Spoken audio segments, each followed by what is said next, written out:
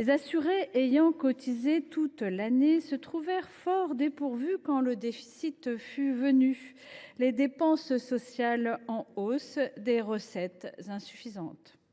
Voilà la fable qui nous est contée dans cette séquence budgétaire. Telle la dispendieuse cigale, les prestations sociales versées aux assurés sont pointées du doigt. Des médicaments surconsommés qu'il faudrait dérembourser, des retraités qui toucheraient une pension trop importante qu'il ne faudrait pas indexer sur l'inflation, un système de santé qui dépenserait à tout va qu'il faudrait surcontrôler. Est ce à dire que l'injuste réforme des retraites de 2023 n'a pas permis de maîtriser les dépenses de la branche vieillesse ? Est ce à dire que les dépenses d'assurance maladie sont incontrôlables ? Que nous ne finançons pas la sécurité sociale en fonction des besoins de santé de la population ?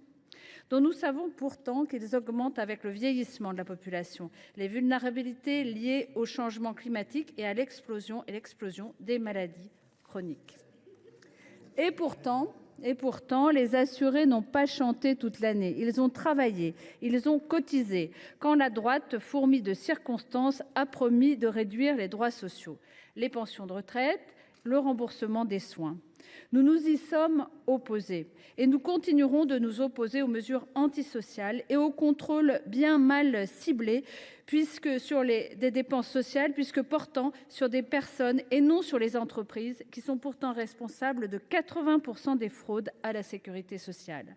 Suivant le principe fondateur de la sécurité sociale de chacun selon ses moyens et à chacun selon ses besoins, nous avions proposé d'abonder la sécurité sociale de nouvelles recettes. Que les revenus du capital contribuent de manière plus égalitaire au financement de la protection sociale, que les 80 milliards d'exonérations de cotisations sociales aux entreprises dont l'inefficacité a été démontrée soient réexaminés, que les industriels pollueurs alcooliers, tabagistes, industriels du sucre caché, responsables de l'explosion de maladies chroniques soient mis à contribution. Des propositions rejetées sèchement par le Gouvernement. Et non, madame la ministre, et non, aucune de nos priorités n'a été retenue, ni même entendue. Dommage, parce que ce pilier de notre contrat républicain qu'est la sécurité sociale, dommage pour lui, dommage pour nous. Et nous voilà revenus à l'examen du projet de loi de financement de la sécurité sociale pour 2025. Un texte qui a entraîné la première censure d'un gouvernement de la V République suite à un 49.3. Dans ce contexte, le gouvernement a garanti une certaine stabilité en recourant au 49.3 à l'Assemblée nationale en nouvelle lecture. Une constante depuis 2022. Et un déni de démocratie alors que nos concitoyennes et concitoyens nous ont invités en juillet dernier à chercher des compromis au Parlement. Pourtant, des compromis, il y en a. Par exemple, pour adopter une logique de financement pluriannuel en santé, une proposition reprise par M. Bayrou, qui n'a pas fait long feu, pas plus que la loi de programmation pour le grand âge promise pour 2024, après que M. Neuder a affirmé que le Gouvernement n'envisage pas de loi de santé pluriannuelle. Alors, sans nouvelles recettes et avec des dépenses qui grimpent en flèche, le déficit de la sécurité sociale poursuit sa folle course. Pourtant, de la richesse, nous en produisons dans ce pays. Mais faudrait il encore se donner la peine de la redistribuer ?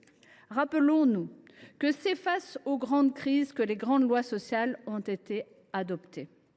Ainsi de l'impôt sur le revenu, à propos duquel Jaurès prononçait ces mots que nous devrions garder à l'esprit dans une société où celui qui ne possède pas a tant de peine pour se défendre, tandis au contraire que celui qui possède de grands capitaux voit sa puissance se multiplier, non pas en proportion de ses grands capitaux, mais en progression de ses capitaux.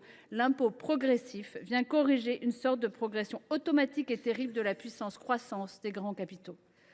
Nous continuerons de nous battre pour la redistribution des richesses, pour que chacun et chacune soit mis à contribution selon ses moyens, pour que chacun et chacune soit soigné et reçoive des prestations selon ses besoins.